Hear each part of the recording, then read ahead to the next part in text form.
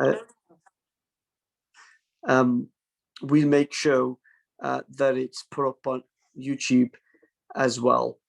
Richard Law is the BSL interpreter, and you'll see that we'll also have speech to text captions on the screen too. Obviously, would ask you, if you're a member of PCS, to remember the PCS harassment protocol, which is also being posted in the comments box by our fabulous PCS teams. And there'll also be some useful links they will put up. And if you've got a question or a comment and you'd like to share that with us, please do feel free to put that in the comment box, and we'll get through some of them later on in the program. So I'm hoping my first guest is here. Bell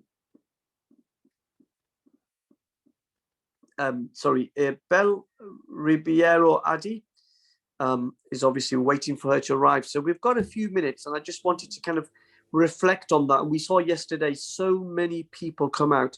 I was at the Manchester Stand Up to Racism commemoration, and we saw lots of people. And the thing that really stood out for me was that the majority of people at that memorial were white. And I think that was a significant moment with the George Floyd's brutal murder. For it to be recorded on a camera phone for the world to see was a moment where many people who would have just felt as if they were always in favor of race equality, they, found racism abhorrent, but didn't really do anything. They just carried on with their lives. I think when the George Floyd video came out, we were at a stage where those people realized that they wanted to and needed to raise their voice. And it's powerful coming together, not just here in the UK, but also across the world, to let the George Floyd family know how important their struggle is, and how defining this moment has been, not just in America, where the police officer who killed George Floyd was found guilty of murder and is obviously facing a long time in prison. And I know George Floyd won't be brought back by this trial, but hopefully it's one step on the long line for racial justice, not just in the United States, but also in regards to our commitment within PCS to put tackling racism and underrepresentation at the heart of everything what we do. And so under the leadership of Fran, our president, who will be speaking later on, but also the RNEC, and lots of you in branches and regions and groups across the country who have been part of that struggle. I just want to say thank you so much for your support, for your solidarity, and for your love. And I look forward to working with you all as we make sure that here in our union, we continue our long struggle for equality and against racism. So I'm going to introduce our first speaker, Zita Holbourne. She's our PCS National Vice President. She's been recently elected back onto the NEC, and also that Vice President. Powerful moment for us within, I think, the trade union movement. She's a towering figure. She's a great friend, and lots of love for her. And she plays a vital role, I think, in PCS structures to advocate for Black members and the struggle. And wherever there is a struggle across this country or around the world that involves racial injustice, you can guarantee that Zita Holbourne is leading campaigns on that. I don't know where she gets the energy from, but it certainly is very infectious, and it's an absolute honour and privilege to introduce Zita Holbourne to address us. Greetings, good evening everyone. Belle will be joining us, but she's running about 10 minutes late. She's just messaged, she's caught in another meeting. So about a year ago, in July last year, we held a Facebook Live like this one on the theme of Black Lives Matter, and on the theme of why Black Lives Matter is a trade union matter. We felt it was important to hold this event to mark the 1-year anniversary of George Floyd being murdered, given the events that have happened over the last year, given the impact of his death and the events that followed, but also to update you on what we've been doing around this issue and the issues that arose out of the Black Lives Matter movement and the protests over the last year. Um, Last year and into this year has been a year of collective trauma for our Black members and Black communities because of the pandemic, of course, because Black people have contracted and died disproportionately from coronavirus, and that has come about because of the discrimination that we already faced in society, in the labour market, in the workplace, meaning that our life chances are reduced because of poverty, because of discrimination, and that includes systemic racism.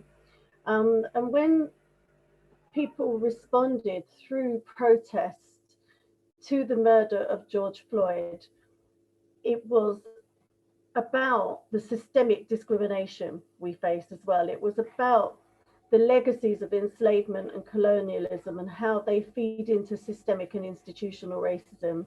It was about the everyday racism and microaggressions that we face in service provision, in education, in employment.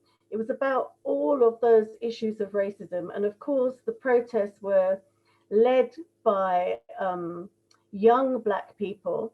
And it actually gives us hope, I think, that we have such strong, determined, and fearless young people who have organized themselves to protest against the horrific things that are happening to us. But it also fills me with a great deal of sadness that yet another generation are having to do this.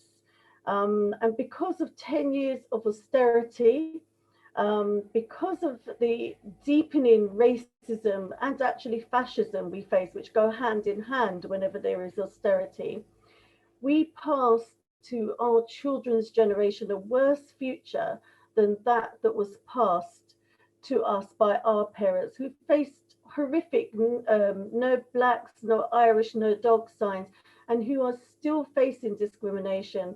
The Windrush generation, vast majority still not being compensated, and the discrimination and breach of their human rights they face through the Windrush scandal has been passed through to their descendants, their children and grandchildren, who are still facing threats to their immigration status to this day.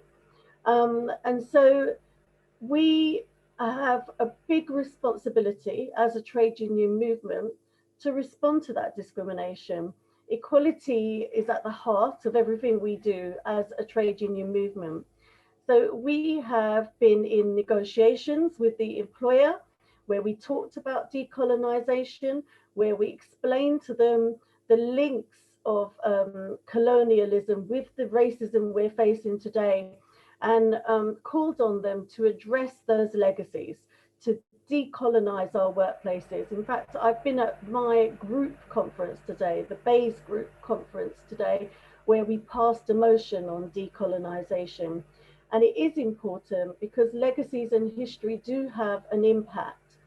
And through this whole year that we've been fighting and trying to survive and grieving and going through collective trauma because of that brutal murder played out on our screens of George Floyd, because of subsequent killings of Black people, including here in the UK. We started this year with the death of Mohammed Hassan in Wales, who, after spending one night in the police cell, where he encountered as many police officers as there are weeks in a year in one night, he left and within hours he was dead.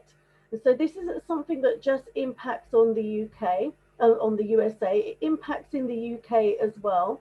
And we have long supported through PCS, through the TUC Black Workers Conference and the Race Relations Committee that I'm elected to, representing PCS, the United Family and Friends campaign, who campaign against deaths in custody. It's really crucial that we support them every year. Of course, last year they couldn't, but every year on the third Saturday of October, they hold a march from Trafalgar Square to Downing Street. And we've now had, off the back of those Black Lives Matter protests and the things that they were raising concern about, the government set up the race commission led by Tony Saul. And a couple of months ago, we had the reports from that commission, which actually left people astounded, shocked, angry, and disgusted. And not just trade unionists, not just Black communities, grassroots organizations, charities, researchers, historians, academics have condemned that report. Mark Zawodka, on our behalf of PCS, signed a letter signed by 34 general secretaries of trade unions, which was headed up by the TUC, and sent condemning the report. We put out our own statement and wrote of our concerns. I have signed numerous letters as part of the Windrush campaigning coalition of organisations on behalf of my organisation, Barrack UK. I've also done a letter from my other union, which is the Artists Union England. So there's been a mass response because that report suggested that racism was in our heads and in the past. It trivialized and glorified past atrocities like the transatlantic slave trade. It sought to divide Black communities, and it suggested that there was no institutional racism. And the whole point it was established was to look at all of these issues, but in effect, it's just denied all of them.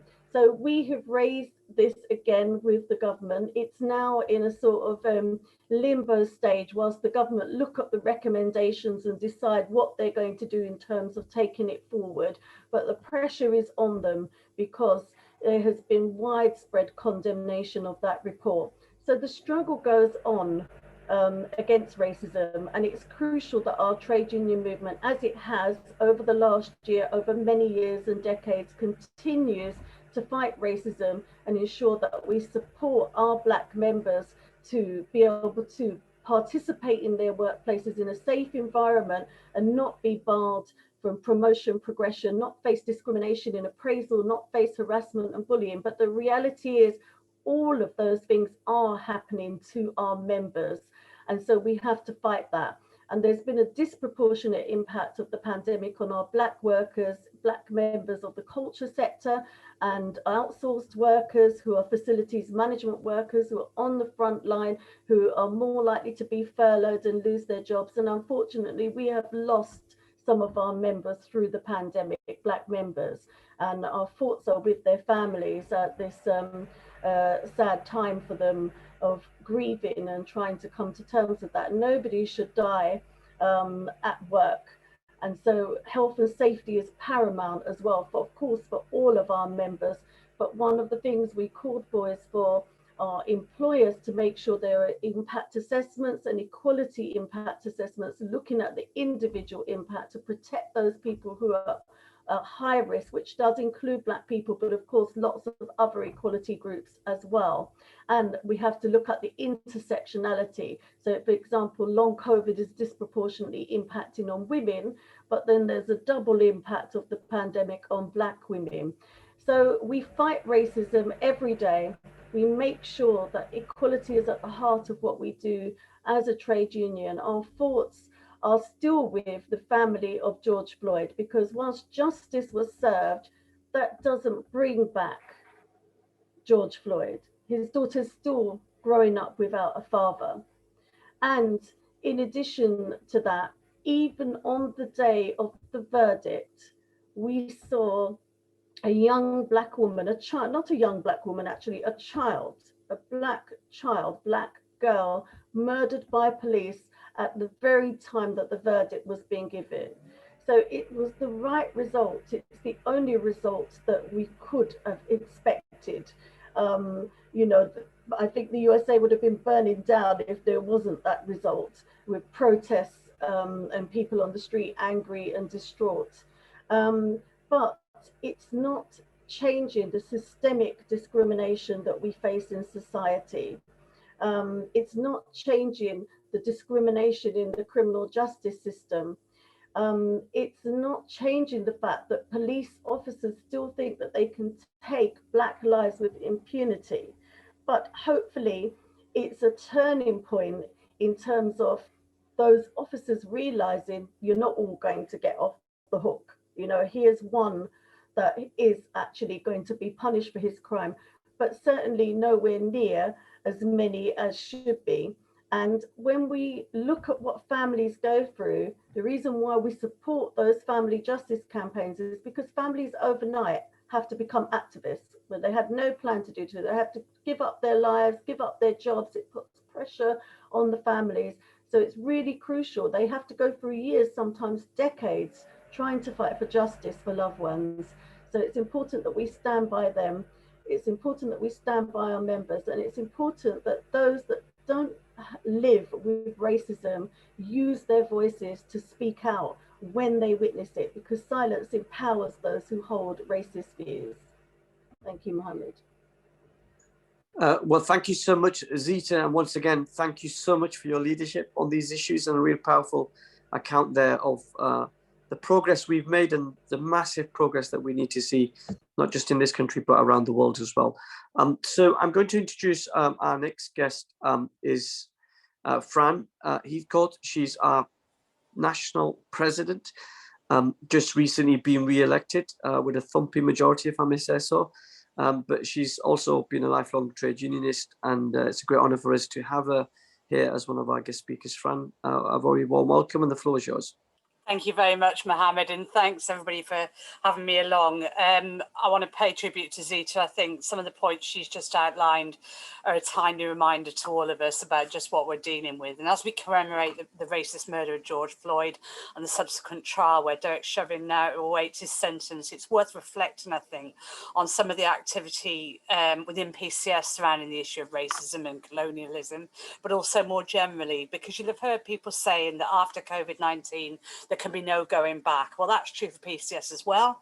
And we need to look at how we engage with members, whether that's members working at home and have been working at home for quite some considerable time now, or those that are physically in the workplace. And the pandemic, in a way, has helped us reach out to a new layer of people, many of whom have never participated in the union before, encouraging them to play a part, to get involved.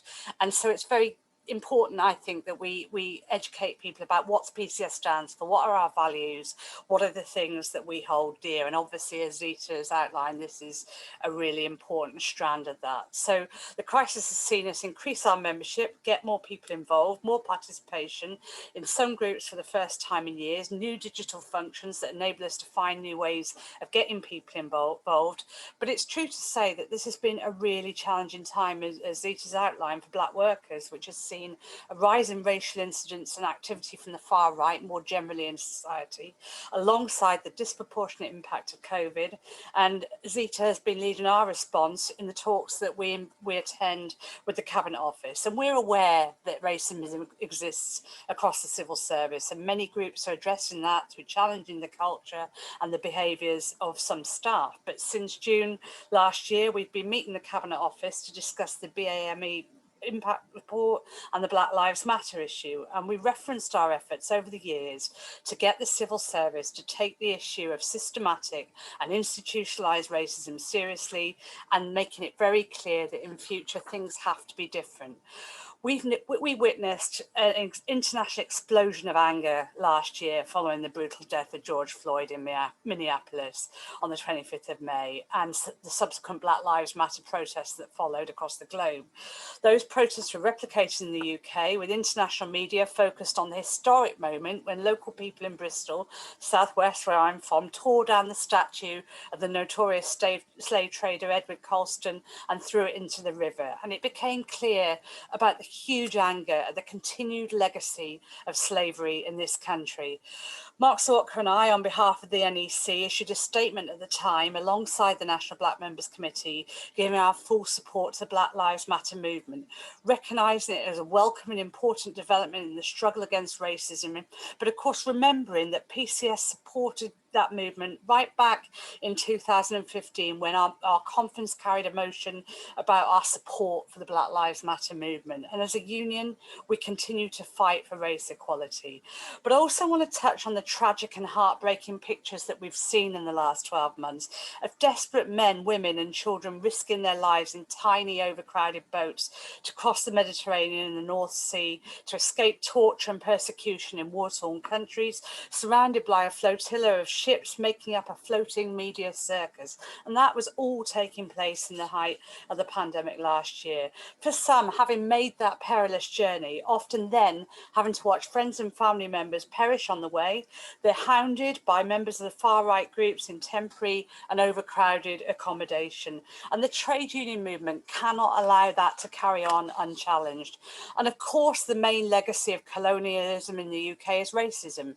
Racist attitudes are a key product of the slave-slaver relationship from the UK's colonial past, and this was vocalised in those Black Lives Matter protests in the United States. But racism is also used to sow division and divert attention from economic failings. So when we talk about campaigning against austerity and campaigning against racism, they're not different campaigns. They are very much joined up. Last year in the northern region where I live, we ran a series of interviews with Binny, a highly educated asylum seeker who had settled in Middlesbrough, having witnessed the murder of all of his closest relatives, as a way of tackling the myths that exist and to support our members in tackling racism, both in the workplace and in our communities, and to be part of the campaign, that broader campaign about stand up to racism. I wrote a series of blogs about it at the time, and we've been working very hard to challenge racism at every level, challenging departmental procedures and policies, but also tackling racism head on. COVID has had a disproportionate impact on Black workers. Zita's outlined that very, very clearly. Up to 4 times more likely to die from this pandemic, referenced in all of the statistics from the ONS and from Public Health in England. In the DWP where I work, the first department to adopt a BAME risk assessment, under huge pressure from PCS to do that. And since then, we've been able to use that as a lever in other departmental groups, such as the Crown Prosecution Service, to negotiate similar agreements, and obviously that's welcomed. But following the passage of motions A14 and A15 at conference in 2019, PCS have also launched our updated anti-racism and anti-fascism strategies, the result of a major review working alongside our colleagues in the National Black Members Network. We recognise that populism and populist ideas expressed in national debates over Brexit and over immigration have become the norm in British and international politics. We've seen national and international politicians, including our own Prime Minister, openly using racist populist language to gain support, and that has had the effect of normalising racism. So our strategy recognises that we have a role to play in educating staff in every workplace on the dangers of racism and division and countering that populist and racist rhetoric. In addition to updating our strategy, we have also developed training around racism and intolerance, challenging attitudes in the workplace, which is available online at the moment for branches, groups and regions to use, but which will also be available in the classroom following on from the pandemic at a time when that's safe.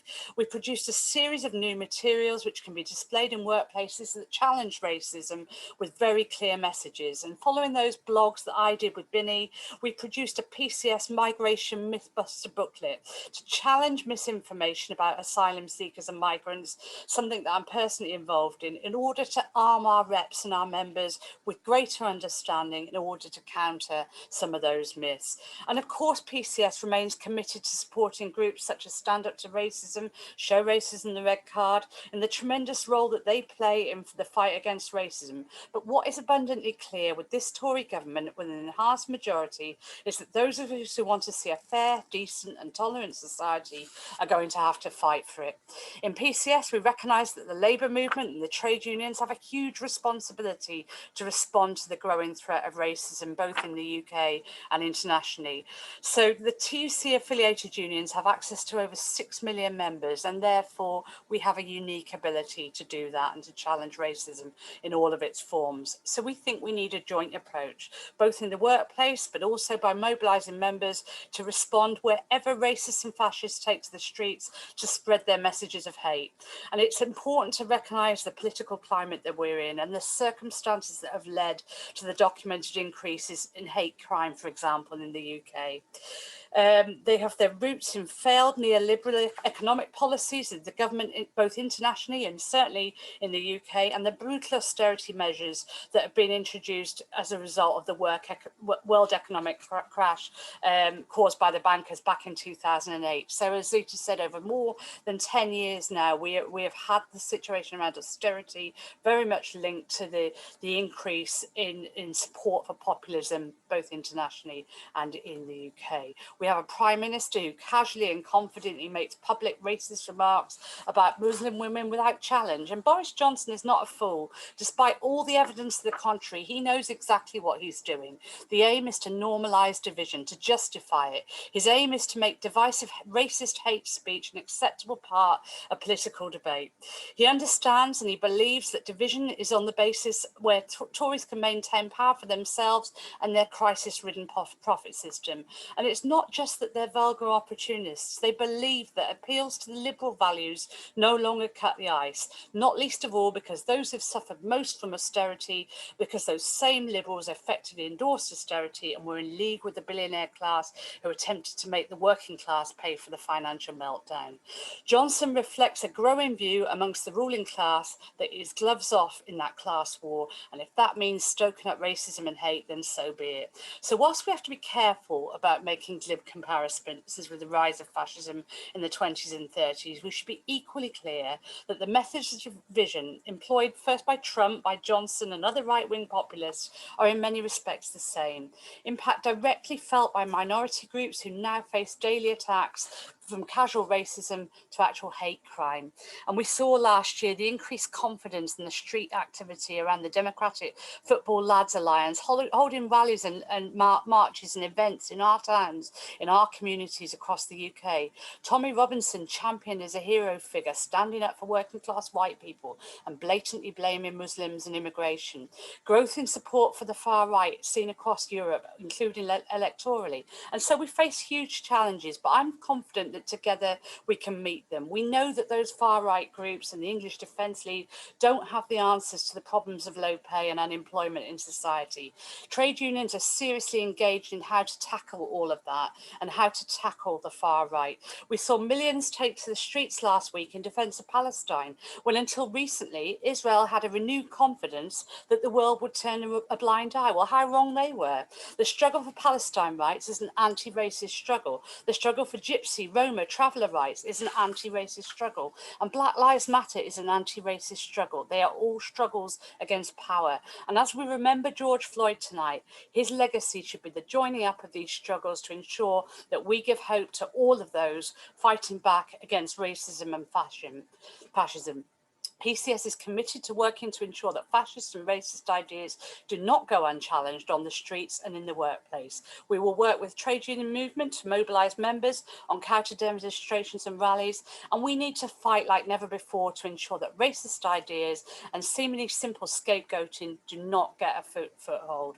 Also, PCS will, as we always do, prioritise organising our members to fight in defence of jobs, of services, of conditions, not least because we understand that attacks on the public sector and the services that we provide create the conditions that breed division, hate and racism. Cuts, privatisation and austerity drive racism. Fighting racism and fighting austerity are not different struggles, they are the same. And our members are employed in a range of jobs, often the scapegoat for this government's abhorrent policies, and our members recognise more than most the need for solidarity. They recognise that attacks on them, on their pay, their terms and conditions come from exactly exactly the same source as those attacks on claimants, on public services and on service users. So we recognise that it's all too easy for division to grow in these circumstances, but that if we allow the Tories and the right-wing media to divide us so that we turn on each other, then only the Tories can prosper. And that is why we always try to make links with other campaign organisations. We call for maximum solidarity, not just as an empty slogan, because it's our best chance of defending our members and defending our class against the brutal attacks that we know under this government will be coming our way.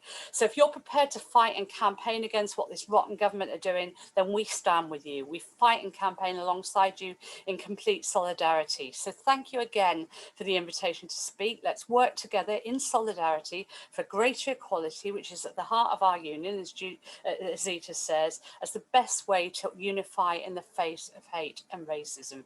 In closing, I want to thank Mohammed, Zita and all of our Black Members Network for their excellent work on these issues. And I want to assure everybody attending today that PCS is committed to challenging racism wherever it occurs and fighting for equality and compassion instead of populism and division. Thank you very much for listening. Thank you so much, Fran. As always, thank you for your friendship and your support for the National Black Members Committee. And yeah, you would think we would be experts after a year of being Zoom with the mute button, but we're clearly not. So we're going to have one more speaker. Obviously, Bell Ribeiro Addy, who's the MP for Streatham, has now joined us. She's going to speak, and then we'll open up the floor for your comments and questions. I know lots of you come with your solidarity messages. I promise to read through some of them shortly as well. But Bell Ribeiro Addy is the Labour MP for Streatham since the December general election in 2019. She grew up in Brixton. She's from a working class background and is a lifelong socialist who grew up in a Labour family. She's a campaigner and a proud trade unionist. And she was previously Diane Abbott's chief of staff and political advisor. So you know where you get where she's influenced by that firepower. Bella and Diana worked together to expose the Windrush scandal, which forced Amber Rudd's resignation as Home Secretary, and that campaign to get justice for the victims of the Windrush generation. It's a great pleasure and great honour that Bell is here. Bell, a very warm welcome. The National Black Member Committee is very pleased to have you to speak on our platform, and the floor is yours. Thank you, and thank you so much for inviting me to speak. You touched on my influences, but one of my influences obviously would have been the PCS Black Members Committee. There were many ways in which I wasn't privileged growing up, but can definitely say where I was privileged was in my political education. And I had the opportunity to come to PCS Black Members conferences, actually invited by Zita most of the time, since I was at university. So I was able to, see all the great work you've been doing, and obviously be upset, like most people are, that you are not Labour affiliated anymore. And every time I speak at PCS, I always say, please come back, because I think this is an important thing to do. But obviously you remain Labour allies, and I think that's so important. And it's so important that you have such a fantastic and great, strong Black members organisation that continues to champion not just your own Black members, but Black workers right across the country, and is always on the right side of history in terms of the arguments that we've been having. So that's really, really important to me personally. I'm sure many others. Now we've seen since, and I cannot believe it's only been a year. I'm sure, like the rest of you, it feels like it's been a very long year since the death of George Floyd, and just seen how much that has impacted the murder, rather, of George Floyd. See how much just that has impacted discussions about race right across the world. For the first time, certainly in my lifetime, I've seen people that wouldn't usually listen. People talking a bit more directly about allyship and what they need to do, and people realizing, I think, that it takes more than just not being racist yourself, but actually actively challenging racism to be an anti-racist, and that's so key. But with all of that, we've seen a massive backlash. So the Black Lives Matter protests in the UK were massive, again, making people wake up and listen. But in response to that, we saw the government produce that disgraceful race report. And that is just one of the many different ways in which we've seen a backlash to, fantastic anti-racism work right across the country, and people having conversations, people looking at what they're doing in terms of education, and trying to stop all of that work, talking about a war on woke, talking about putting down loads of different pieces of legislation that continue to disadvantage our Black communities right up and down the country. So a race report that effectively says that institutional racism doesn't exist, rolling us back to before the Macpherson inquiry, talking about needing a new conversation around slavery, like it's some sort of Caribbean cruise, all of these disgraceful things, and even going as far to say that the fact that Black women are 4 times more likely to die in childbirth or in pregnancy is not a significant enough number to consider that racism might be an issue. An absolute disgrace, and this is what we're facing now. So to combat that, we have to, I think, campaign even harder. And this is being made even more difficult by, an increasingly authoritarian regime. And an authoritarian regime is always meant to stamp on the most disadvantaged. Now we're seeing through voter ID changes that will, absolutely discriminate against Black, Asian and minority ethnic communities. We've seen the Policing, Crime, Sentencing and Courts Bill, directly going after Gypsy, Roma, traveller communities and effectively criminalising our right to protest, which is often the only way that in our movements we can make our voices heard, and so many other things, between strengthening the powers of the police, and without first challenging some of the racist perceptions we know exist there. Because what happened to George Floyd is not something that just happens in the US. And people have said that again and again, but it's important to reiterate it. We're made to feel, certainly by our Tory Equalities Minister at the moment, that it's something that is completely far away from us, and that's not true. That's not true. We see this right up and down our country.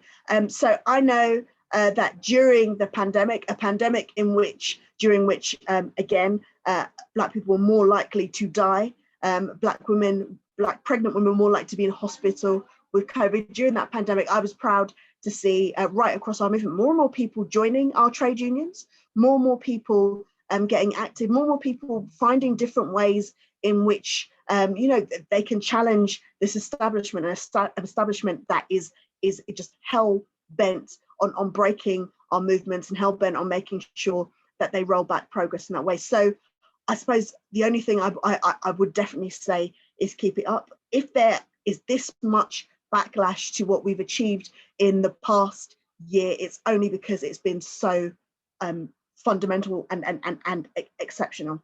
And in terms of making sure that people are paying attention, people are, for the first time again, in a way that I haven't seen before, properly challenging issues of migrants' rights. I mean, we've seen, especially since the Brexit debate, and then no matter how anybody voted, we've seen that some people used it as an excuse. So since then, we've seen a downward spiral in our country, and we've seen just how successive Home Secretaries, from the Windrush scandal to this new arrangement they're attempting to make for asylum seekers, have really crushed the rights of migrants. We have to remember that immigration has always been synonymous with race, and if we are going to talk about racism, we absolutely have to talk about immigration as well. So when we are challenging these issues, when we are upping the ante on this fight, which we absolutely must do, we must remember migrants in that fight. We must remember workers, and we must keep the course, because I believe, and this is coming from inside Parliament, that some of the bills we're going to see in the coming months are going to really rock us to our core in terms of what this government can do. But we have seen U-turns forced, and I do absolutely believe we can change it. So thank you again for inviting me to speak, and for everything that PCS Black members continue to do. Thank you very much. Well, thank you so much, Bell. I know you're really busy today as well, so thank you so much for joining us in solidarity. And great to know that you were inspired by our seminars, which still are taking place. Last year, obviously, with the pandemic, we had it virtually, but best wishes to you and your campaign. and your work, and look forward to welcoming you back in a more formal setting at one of our future seminars as a proud Member of Parliament for Streatham. Thank you so much also to Angela Grant, who's a member of the NEC. Solidarity to all from the DWP Wirral branch. Diona Lewis, good evening all fellow PCS members. Hello from Tracy Hilton. Solidarity everyone from HMRC Black Members Advisory Group, and congratulations Tracy on getting on the NEC, really proud moment for us. Zada Robertson says congratulations Zita, well deserved. Solidarity from Preston Central DWP branch, which is Suzanne Grice, the one and only Suzanne. Karen Carter, solidarity for the Office of National Statistics, Newport. Andrew Roach is asking a question: is Derek Chauvin intending to appeal? I think that's what he's announced, or his lawyers have announced. Dil Joshi, solidarity greetings from the Home Office HQ branch. Hello, Dil. I think that's it, and we've got a few questions, so we've got time. So if you've got a question that you want to put to Zita and Fran, please do let us know on the chat box. But can I ask you, Fran, what has PCS done? I mean, you talked a lot about in the sort of your speech around some of the stuff that we've done over this 12 months. And the thing that stands out for me is that BME risk assessment. Nobody else has done it. You know, it was delivered. Lots of BME staff that I represent in my branch were so grateful to get that. But now being told it doesn't matter anymore because with DWP job centres reopening. What's your thoughts about that? How we can protect our BME staff if they're still feeling vulnerable? It's a massive issue, isn't it? And I mean, right now in the DWP in particular, where the employer is seeking to get people back into the workplace regardless of circumstances, that risk assessment will become really important. And of course, it's a massive step forward negotiating the risk assessment, but the proof of the pudding is in the eating, as they say, and it's how we're able to use that and implement that with our members and having that to hold people to account. So my advice to anybody on this call, or on Facebook rather, who is listening to this, who is employed in the DWP, or in fact anywhere else where we've managed to negotiate such a risk assessment, is make full use of it. We will work with you, our reps will work with you, the Black Members Committee will work with you to support you to ensure that having negotiated such a risk assessment that we're able to utilise it. Zita and I are both involved in talks with the Cabinet Office, which is obviously the bit that oversees all the various civil service departments. And then obviously beneath that, there are loads of excellent group negotiators, and certainly in the DWP, we have a very strong team that meet the employer there. And our job is to take that work forward on your behalf. But obviously, we would urge you to make use of it, to attempt to hold the employer to account, and we will give you every support in doing that. I hope that's helpful, Mohammed. Yeah, that's really useful. And then for you, Zita, there's a question around, has the Sewell report been raised with the Cabinet Office? You know, what's the conversation? Obviously, we know we've got a pretty right-wing government who obviously have rubbished institutional racism in the way that they've done. We saw it yesterday in the Islamophobia report as well, where it's just pushed aside. What's the conversations with the Cabinet Office? Yes, we have raised it very recently, actually, in the last couple of weeks. However, their response was it's not that it's not up for discussion, but it's at that stage that I mentioned earlier, whereby it's subject to a review now to look at what the report says, what the recommendations say. The government then have to decide what elements, if any, they are going to progress and take forward. And then, you know, we would be able to have that discussion with them at that stage. But I think everybody, in and out of the trade union movement, should be ready to respond when that happens. What I would actually like to see happen to that report, which normally we're complaining when they do reports, and they have done so many reports in the last 5 years, we shouldn't forget that. There's been a succession of reports into racism, which tell us what we know: racism exists. The problem is they all have recommendations and they never implement them. And we complain and complain about the fact they haven't implemented them. Well, actually, I think with this one, if it dies a death and they don't implement anything, that would be a good thing, because it just needs to be torn and shredded into pieces and put in the rubbish bin. That's where it belongs. But the reality is they can keep doing reports to tell us what we know. They can keep making recommendations, but if they don't actually do anything, if they don't actually listen to people who have a lived experience of racism and listen to what we know from our family histories, what we know from what we live through every day, for what we experience, which is effectively what the Black Lives Matter movement has been doing, then they're never going to learn. And the issue is there a will to really do anything? This is a facade to be seen to be doing something, and then sort of shift the blame and say, well, it wasn't the government that wrote this report, it was this commission that wrote the report, and they're black, so that makes it okay. Well, it doesn't. Yeah, that's really good. So we've got lots of questions coming through. Obviously, if you're in DWP and you're having problems and you feel nervous and you're scared about going back to the office, my plea to you all is to get in touch with your local rep and make sure that you put your grievance in and certainly have that conversation, how we can support you. And the second thing is there's a ballot going on around job centres. Vote in the ballot. Make sure your colleagues and your friends are voting in that ballot as well, because it's really important to send a really strong message to the government that our staff are not going to take this in the way that it is. So let me just get through a couple of more questions. As again, we're coming towards the last 15 minutes, so if you've got a question, let me know. So comment from Zahir Hussain says, National DWP, this is a big topic, but got to districts, I don't think anyone cares, as they say, you're playing the race card, which then keeps people from speaking out. A lot of work needs to be done, especially in minority areas like West Yorkshire. Zahir Hussain, thank you for connecting. If you want to get in touch with me, I'm sure if you get in touch with PCS Equality Office through equality@pcs.org.uk, I'd be more than happy to have a chat with you and see what other additional support we can do. But one of the things, we've got a really vibrant group Black Members Committee in DWP, and so we've got a group office in Leeds as well, so I'll be happy to pick up that conversation with you offline as well. Andrew Roach from Revenue Customs Branch, Canary Wharf Branch says, has it been considered the impact of a return to offices widely with the current mood surrounding race, Zita? So can you repeat that question? I didn't quite understand it. Has PCS considered the impact of a return to offices widely with the current mood surrounding race and people's concern around going back?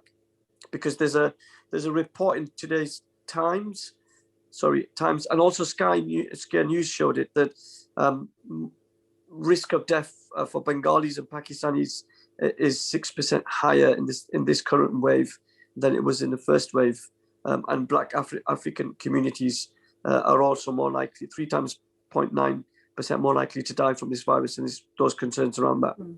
Yeah, that's exactly right. Black people, when I use the term black, I'm using it in the broadest political sense as we use it and define in PCS, are up to 4 times more likely to die than white people. And yes, absolutely, we're looking at that. We're looking at all of the inequality impacts, disabled people, older people, Black people, but like I said, the intersection of those things will mean that there are groups of people who are disproportionately impacted on multiple grounds. And of course, that has to be fundamental. The safety of our members is paramount, and we can't rule out a third wave. There's concern about a third wave. And in areas of London and other parts of the country, there's actually been local lockdowns called, informal lockdowns called, telling people not to leave that neighborhood because one variant of the virus is impacting on those particular areas. And we know that the coronavirus is mutating all the time. So we have to ensure that our members are protected. So if we reach any stage of any office opening, there has to be individual equality and risk assessments carried out that's been agreed with the employers. And we look at this not just for the civil service, for our culture sector workers, our outsourced workers as well. And if anybody scores up to a certain level to show that they're at high risk or medium risk, then they can't be forced back to the office. And obviously, if any employer was trying to do that, we would take up those individual cases. But of course, we're raising this issue collectively, and we have those agreements in place currently, and we will continue to press for those because, you know, they cannot be risking people's lives. It's unacceptable. So yes, that's crucial. And can I take the opportunity to congratulate you also, Mohammed, on your election to the DWP Group Executive Committee. That's fantastic. And I also want to mention Sasha Johnson, and some of you may have seen in the news, she's a young Black Lives Matter activist here in the UK, and on the weekend she was shot in the head, and she's in a critical condition in hospital. And she is the mother of 2 young children. She's in her 20s, a young woman, and she has been a leading light in the Black Lives Matter movement here in the UK. So our prayers and our thoughts are with her and her family at this really difficult time, that she makes a full and speedy recovery. Yeah, it's really important. Solidarity and love to her and her family, really important. Question here around sort of Fran, around the police and crime bill, and we've seen sort of an authoritarian streak through this government now, who don't want protest and don't want people to raise their voice and stand up. What's PCS view about the police and crime bill and what we're doing about it? Okay, thank you, Mohammed. And obviously that's very timely right now, because clearly it's not an accident, this bill. It's not something that somebody just dreamt up one day. This is a concerted strategy to restrict the right of trade unions, not just to take industrial action, but actually to organise collectively. So the right to protest, the right to demonstrate, all the things that we as activists do to raise awareness of issues such as the ones we've been discussing tonight, all of that is under threat in terms of this bill. So we were fairly quick in terms of getting a statement out on our website, and I think I did a blog at the time condemning that bill. But clearly the campaign now, alongside other unions, so when I talk about solidarity, that's not abstract. It's the fact that this is going to impact not just on us, but on the whole movement, in terms of our ability to raise awareness and campaign on issues. So we are trying to pull together the biggest movement possible to challenge this government at every stage. There are demonstrations and meetings and discussions taking place all of the time around the passage, or the potential passage of this bill. And I know in I live just outside Newcastle. We've got a big demonstration this Saturday to discuss it, and I know that that is something that's been replicated right across the UK. So it is a very, very concerning development, I would suggest, from this government. So when we talk about their attacks in terms of austerity, their attacks on public sector workers, it goes much wider than that, doesn't it? It's the attack on the ability to campaign and organise, the ability to challenge the policies that this government are putting forward. And our role in all of this has to be to organise the biggest mass movement against what they're seeking to do. And as Addy said before she went, there have been U-turns before, and what we need to ensure through our campaigning is that we bring about the biggest U-turn possible in terms of what this government is trying to do. Thank you. Thank you. Just got the final question, a couple of minutes, if I may, Zita, around there's obviously a high proportion of Black people in the prison system, and they usually receive tougher sentences. And 20 years on from the race riots in Burnley, Bradford, and Bradford, there's one more place, Oldham, sorry, next door to me. Yeah, so there's reflections around some of those communities getting tougher sentences. I know you're involved in sort of justice campaigns. How can we change the justice system to address these sort of discrimination? Well, actually, it's linked, isn't it, to the concerns about the police and crime bill, because we know already when Black people are at demonstrations, they're more likely to be singled out by the police and harassed by the police, and more likely to get sentences, custodial sentences, which their white counterparts for exactly the same thing would not get. and harsher sentences and longer sentences. The criminal justice system is institutionally racist. Policing is institutionally racist. There needs to be an overhaul of the criminal justice system. We need to look at the legislation, but we also need to look at the institution itself. Yeah, and that is racist, and we're not represented there. We're overrepresented in prisons, you know, but underrepresented when it comes to sitting on those top tables with the judges. And actually, you know, we have in the groups that I'm involved in, black judges and black judiciary who are facing discrimination in the system and having to challenge that legally. So we need to get behind those campaigns and stand together, and we need to call it out. You know, we need to be very strong in calling out what's happening, but it also means that we need to campaign collectively with other bodies and organizations for legislative change to the system. Yeah, that's really important.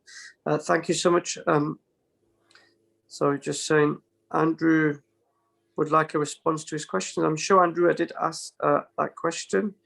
And I think Zita answered it as well. But if there's anything else, anybody who doesn't feel as if we've answered their question, or there's a question and they do want to get in touch with us, please, you can get in touch with any one of us through the Equality Department at PCS. It's equality@pcs.org.uk. And I just wanted to say thank you to everybody who came, particularly our National President, Fran Heathcote, our National Vice President, Zita Holbourne, Bell as well, Ribeiro Addy, who's the MP for Streatham. I want to thank them for their contributions and taking questions. And obviously, how can we finish this without saying thank you to Richard Law, who's the BSL interpreter, providing interpreting services today. Can I say thank you to all of you who've joined us on an evening, and it shows you just the support that there is out there in this country to use George Floyd's brutal death as an opportunity to keep pushing for racial equality in all aspects of our lives. And just remind you that it has been recorded, and the recording will be available shortly on the PCS YouTube site, with obviously making sure that it's captions as well. I want to thank colleagues from the Equality Department, particularly Caroline, who's helped put this together, and comms colleagues as well, in setting up the event, particularly with the technology. Everything went well, and keeping the meeting on track. As I said, any questions, any comments anybody else has, please do drop an email to equality@pcs.org.uk. And I know, Zita, you're in touch with members of the campaign in the United States, with the George Floyd's family, just as we finish solidarity and love to the family and campaigners in the US for their struggle, because their struggle is our struggle. Thank you so much to everybody. And I suppose the final thing I wanted to just say, for me, was been really important in the United States. Lots of friends there who tell me that because of George Floyd, the debate around Palestine and Israel, which was often ignored, the struggle of the Palestinians was often ignored, is now being amplified by those Black Lives Matter campaigners. And so another way in which injustice around the world is being tackled, as we saw so brutally over the last 10, 12 days. Thank you so much to everybody. Thank you so much tonight, and have a great evening. And I'll see you very soon. Good night, everyone. Thank you. Thanks so much, everyone. Bye. Thanks for chairing, Mohammed. Yeah, well done, Mohammed.